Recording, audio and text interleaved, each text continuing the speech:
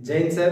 देखिए जो है टॉपिक डिस्कस करते हैं कि आज कल के एग्जाम में आपके क्या क्या मिल सकते हैं। ठीक है।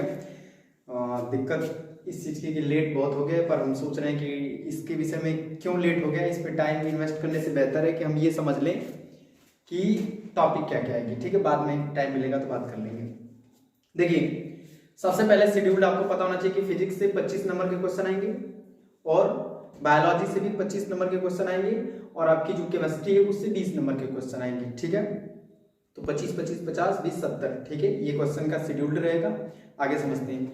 देखिए 25 नंबर में जो फिजिक्स है उसमें 12 नंबर प्रकाश से आएंगे और जो मैग्नेट चैप्टर था और करंट चैप्टर था इन दोनों को मिला के 13 नंबर का क्वेश्चन आएगा। तो हम जल्दी जल्दी डिस्कस करते हैं। और सिलेबस में करीब पढ़ने में 2.5 घंटे लगेंगे आपको, हमने एवरेज निकाल रखा है 2.5 घंटे लगेंगे, लगभग 2.5 घंटे। 2.5 घंटे से कम भी हो सकते हैं, पर करके जाना और नहीं करोगे एग्जाम में दिक्कत हो जाएगी, खतरे में आ जाएंगे। ठीक है, तो आपको पूरे करके जाने हैं। रीजन इस चीज का है क्योंकि कौन सा क्वेश्चन आपके एग्जाम में आएगा इस चीज गारंटी नहीं है। और कोई भी बच्चा 10th का पेपर दे रहा है तो आप उसको बता दीजिएगा कि क्या क्या आ सकते हैं। लास्ट में हम ये भी बता देंगे क्या क्या आएगा, लेकिन फिर भी हम जोर कर देंगे कि इस टॉपिक को जरूर पढ़ के जाइएगा टॉपिक लेते समय, क्योंकि समय बहुत कम है और कल एग्जाम है। बोले थे कि कल एग्जाम है, ऐसे एक दिन ऐसा आएगा कि बोलेंगे कल एग्जाम है। ध्यान से देखें, समझते हैं। चैप्टर की शुरुआत करते हैं हम लोग केमिस्ट्री से। ठीक है, तो केमिस्ट्री से पहला चैप्टर जो है केमिकल रिएक्शन है, रासायनिक अभिक्रिया। उसमें क्या क्या पूछ सकता है कि रासायनिक अभिक्रियाएं कितने प्रकार की क्या क्या होती हैं, पीछे पढ़ाए थे। उसको संतुलित कैसे करते हैं, तो संतुलित करना आपको बताया था कि मल्टीप्लाई कैसे करते हैं, कब डिवाइड करते हैं, कितने नंबर का मल्टीप्लाई करेंगे, चेक करना। ठीक है, तो उस विधि को हम लोग बोलते हैं हिट एंड ट्रायल विधि। कौन सी विधि? हिट एंड ट्रायल विधि। जो जिस भी विधि से आप दोनों पक्षों को इक्वल करते हो, बैलेंस करते हो, उसको कहते हैं हिट ट्रायल विधि। टॉपिक पढ़ाएंगे नहीं, समय लगेगा। इसके बाद जो है अभिक्रियाओं में हमें पढ़ना क्या है, संयोजन अभिक्रिया क्या होती है, वियोजन अभिक्रिया, विस्थापन अभिक्रिया, द्विविस्थापन अभिक्रिया, विकृति गंधिका और विकृति गंधिता और संक्षारण क्या होता है। ठीक है, समझे। तो संक्षारण क्या होता है, लोहे में जंग लग जाने से वो टूटने लगता है, प्रक्रिया संक्षारण क्या हो जाती है। ये हो गया पहला टॉपिक, कर लेंगे। अम्ल, क्षार, लवण में अम्ल क्या होता है, क्षार क्या होता है, लवण क्या होते हैं। अम्ल के बारे में कुछ बेसिक जानकारी, इनका पीएच मान कितना होता है, पीएच मान क्या होता है, लाइफ में क्या प्रभाव है, पीएच मान, अम्लीय वर्षा क्या होती है। इसके बाद जो है धातु का क्षार मतलब नष्ट होना पीएच मान पे कैसे डिपेंड करता है। इसके बाद जो है भोजन पचाने में भी इसका इस्तेमाल होता है, तो थोड़ा सा बस रिकवर कर लेंगे। इसके बाद अम्ल की अभिक्रिया धातु से करते हैं तो हाइड्रोजन गैस निकलती है, जानकारी होनी चाहिए। पीएच मान, अम्लीय वर्षा, ये सब तो बताई गई। फिर इसके बाद जो है दंत क्षय, क्लोर क्षार। ठीक है, और क्लोर क्षार में एक क्लोर क्षार जो एक अभिक्रिया होता है 2NaCl + 2H2 arrow 2NaOH + Cl2 + H2। याद रखिएगा ये रिएक्शन था, पीछे का है। अब इसके बाद ये पुराना चैप्टर है, ये 2 चैप्टर हो गए, इसको कर लेंगे बढ़िया से। अगला जो आपका चैप्टर है, चैप्टर नंबर 3 जो है उसका नाम है, नाम नहीं लिखा हमने, कोई बात नहीं, बता दे रहे हैं। इसमें और क्या क्या जा सकता है, विरंजक चूड़ पढ़ लीजिएगा। इसके बाद जो है NaCO3, विरंजक चूड़ मतलब CaOCl2, विरंजक चूड़ मतलब CaOCl2, calcium chloride, hypochloride, bleaching powder जिसको बोलते हैं। इसके बाद धावन सोडा, प्लास्टर ऑफ पेरिस बनाने की सारी विधियां रिकवर करके जाओगे, एग्जाम में आएगा पक्का। कोई एक पूछेगा प्लास्टर ऑफ पेरिस या तो वो क्या बोलते हैं धावन सोडा, बेकिंग सोडा, कोई भी पूछ देगा, कोई एक ही पूछेगा, इसलिए करके पूरा जाना। धातु, अधातु, धातु के लाइफ में क्या इस्तेमाल है और विद्युत रासायनिक श्रेणी क्या होती है, धातु का निष्कर्षण, निष्कासन, भर्जन, प्रगलन। भर्जन प्रगलन नहीं आने वाला है, लेकिन एक बार हम बोल दे रहे हैं कि भर्जन क्या होता है कि जो पहले अयस्क क्या होता है, बहुत बेस हो जाएगा कि मतलब किसी की वो नीचे से निकालना, उसमें धातु जुड़े होते हैं, अयस्क कहलाता है। फिर उसके बाद उनको पीटा जाता है, फिर इसके बाद जो उनको धुला जाता है, फिर उनको जो गर्म किया जाता है, ये सारी चीजें बहुत टाइम लगेगा, उसको हटाएं। फिर इसके बाद आपको पढ़ना है यशद लेपन, मेन टॉपिक। यशद लेपन क्या होता है, पढ़ाए थे, करके जाइएगा। कार्बन एवं उसके यौगिक संतृप्त, असंतृप्त, जो सिंगल बॉन्ड से जुड़े संतृप्त है, इसके बाद डबल बॉन्ड से जुड़े तो असंतृप्त। सारे एल्केन संतृप्त हैं, बाकी के एल्कीन, एल्काइन ये सब असंतृप्त कैटेगरी में आती है। नामकरण पढ़ लीजिएगा जल्दी से। संकलन अभिक्रियाएं क्या होती हैं, ऑक्सीकरण और एथेनॉल, इंपॉर्टेंट क्वेश्चन, एथेनॉल बनाने की एक विधि पढ़ाए थे। इसके बाद जो है एथेनोइक अम्ल बनाने का एक तरीका पढ़ाए थे। इसके बाद एस्टर क्या होता है और साबुन अपमार्जक को थोड़ा साइड में रखे, साबुन अपमार्जक के कम चांसेस हैं, लेकिन फिर भी पढ़ लीजिएगा। साबुन का सूत्र क्या होता है, C17H35 CAA। ठीक है, ध्यान रखेंगे, कोई बात नहीं। आवर्त सारणी में क्या होगा, डोबेराइनर, न्यूलैंड या ये सब कट गया है। मॉडर्न पीरियोडिक टेबल पढ़ लीजिएगा, आधुनिक वाली। परमाणु त्रिज्या क्या होती है, सभी को पता है कि मॉडर्न में ऐसे आवर्त की संख्या होती है, 7 आवर्त है, 18 वर्ग है, तो आवर्त की संख्या समान रहे और परमाणु क्रमांक बढ़े। आवर्त की संख्या एक ही रहे और परमाणु क्रमांक बढ़े तो परमाणु त्रिज्या घटती है। परमाणु त्रिज्या मतलब किसी भी परमाणु की त्रिज्या। जैसे हम आपको बता रहे हैं, समझें। जैसे आपको पता हाइड्रोजन यहाँ है और इसके बाद जो है हीलियम जो है इस साइड रखा गया है, लिथियम यहाँ पर है, बेरिलियम यहाँ पर है, बोरान यहाँ कहीं है, और इसके बाद ये कार्बन, नाइट्रोजन, ऑक्सीजन ऐसे करके है। तो अब ये दूसरा कोष है, तो जैसे जैसे आप इधर की तरफ बढ़ोगे तो परमाणु त्रिज्या घटेगी, परमाणु त्रिज्या घटेगी। लेकिन अगर आप इधर की तरफ बढ़ोगे तो परमाणु त्रिज्या बढ़ेगी। दूसरे से तीसरे में चले गए, परमाणु त्रिज्या बढ़ गई। तो ऊपर से नीचे आने परमाणु त्रिज्या बढ़ती है और इधर से इधर जाने परमाणु त्रिज्या घटती है। बस इतना दिमाग में सेव रखें, आगे बढ़ते हैं। इसके बाद जो है परमाणु त्रिज्या हो गया, जैव प्रक्रम, बायोलॉजी पे आ जाते हैं। ये टॉपिक खत्म हो गई, इतना ही करना है, ठीक है। अब बायोलॉजी 25 नंबर की, इसमें जो है जैव प्रक्रम से पोषण क्या होता है, स्वपोषी पोषण क्या होता है, परपोषी पोषण, प्रकाश संश्लेषण, पाचन तंत्र, श्वसन तंत्र, सचित्र वर्णन, उत्सर्जन तंत्र, ठीक है, ध्यान रखिएगा, इंपॉर्टेंट है। ज्यादा पहला तो प्रकाश संश्लेषण कंफर्म है, पोषण पढ़ लीजिएगा, पाचन तंत्र का फिगर ध्यान रखिएगा, एग्जाम में पूछ देता है कभी। इसके बाद जीव जनन कैसे करते हैं, विभिन्नता क्या होती है, विभिन्नता बताए थे कि सभी एक ही जैसा प्राणी को जन्म दे सकता है, जैसे मनुष्य को जन्म दे सकता है, सारी चीजें पढ़ाए थे। पुनरुद्भवन इंपॉर्टेंट क्वेश्चन है, पुनरुद्भवन करके जाएगा। मुकुलन, कायिक प्रवर्धन, लैंगिक जनन, अलैंगिक जनन और जनन तंत्र, दोनों, नर का भी और मादा का भी, पढ़ करके रिवाइज करके जाइएगा। जनन तंत्र बुक में दिया है, देख लीजिएगा कॉपी खोल के।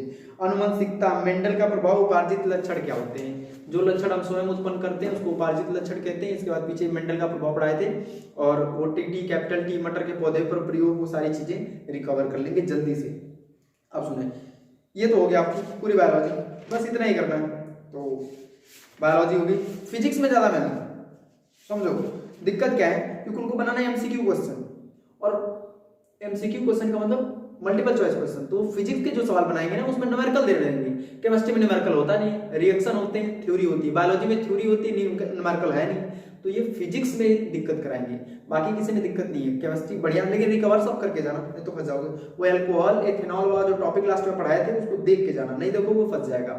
इसके बाद जो है ब्लीचिंग पाउडर वगैरह जो पढ़ाए थे, NaHCO3, वो भी देख लेना, वो सब इंपॉर्टेंट क्वेश्चन है। अब सुनो, फिजिक्स पे आते हैं। फिजिक्स में प्रकाश 12 नंबर का है, उसमें क्या क्या है,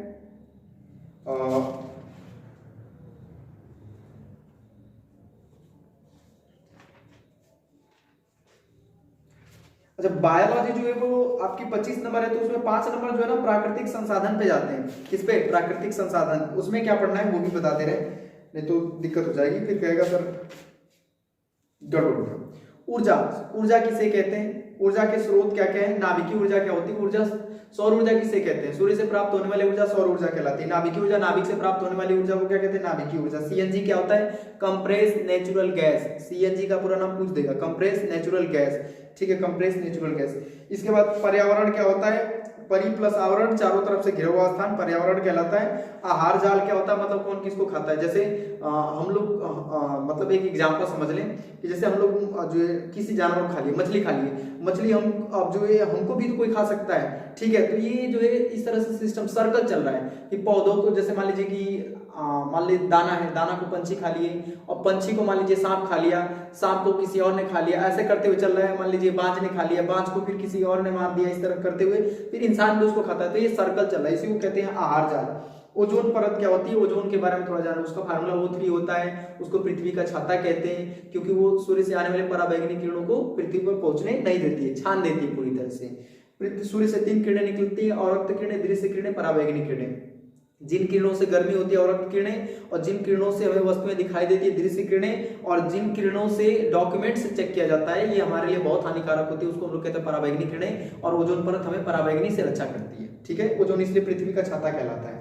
चलो ये हो गया 5 नंबर का, तो आप करके जाइएगा पूरा, थोड़ा जल्दी जल्दी जो बता रहे हैं बस उसको एक बार सुन लें, काम हो जाएगा। अब सुने, पढ़े तो सभी होंगे। अब प्रकाश का परावर्तन, प्रकाश का अपवर्तन क्या होता है, दर्पण क्या होता है, गोली दर्पण क्या होता है, समतल दर्पण क्या होता है, और इसके बाद उनके डेफिनेशन। ध्रुव क्या होते हैं, वक्रता केंद्र क्या होता है, वक्रता त्रिज्या, दर्पण का द्वारा, मुख्य अक्ष, फोकस दूरी, प्रतिबिंब के बनने के नियम, खींचने के नियम, 3 नियम बताए थे, ठीक है। परावर्तन के नियम भी बताए थे, 2 नियम होते हैं, कि आपतित किरण परावर्तित किरण आपतन बिंदु के बीच खिंचा गया अभिलंब एक ही तल पे होता है। इसके बाद आपतन कोण का मान परावर्तन कोण के मान के बराबर होता है। रिवाइज कर लेंगे। इसके बाद अवतल दर्पण से जो है प्रतिबिंब कैसे कैसे बनते हैं, वस्तु को कहाँ रखेंगे, अनंत पे रखेंगे तो फोकस पे बनेगा, अनंत और जो वक्रता केंद्र के बीच रखेंगे तो कहाँ बनेगा, ये सारी चीजें रिकॉल कर लेंगे जल्दी से। इसके बाद जो दर्पणों का उपयोग, अवतल दर्पण का उपयोग क्या करते हैं, सेविंग के लिए, चेहरा देखने के लिए, मुखड़ा देखने के लिए अवतल दर्पण, और जो है पीछे का इमेज देखने के लिए उत्तल दर्पण का प्रयोग किया जाता है। याद रखिएगा। चिन्ह परिपाटी का नियम पढ़ाए थे। जो दूरियां आपतित किरण की दिशा में मापी जाती है वे धनात्मक, इसके विपरीत जो मापी जाती है ऋणात्मक। आवर्धन क्षमता, किसी भी वस्तु के प्रतिबिंब की लंबाई और वस्तु की लंबाई का अनुपात क्या कहलाता है, आवर्धन क्षमता। m बराबर I/O। I क्या है, प्रतिबिंब की लंबाई, और O क्या है, वस्तु की लंबाई। तो प्रतिबिंब की लंबाई और वस्तु की लंबाई के अनुपात को लोग आवर्धन क्षमता कहते हैं, या प्रतिबिंब की दूरी और वस्तु की दूरी का अनुपात ही क्या कहलाता है, आवर्धन क्षमता। 1/n बराबर 1/v + 1/u। 2 4 5 न्यूमेरिकल रिवाइज करके जाना, नहीं तो गड़बड़ हो जाएगा। इसके बाद अपवर्तन क्या होता है, स्नेल का नियम क्या होता है, sin I/sin r = n, और Vm बराबर c/n। किसी भी माध्यम में प्रकाश की चाल का सूत्र होता है Vm बराबर c/n। Vm मतलब वेलोसिटी इन मीडियम, और c जो स्पीड ऑफ लाइट है, n जो है वो उसका अपवर्तनांक है, अपवर्तनांक याद रखिएगा।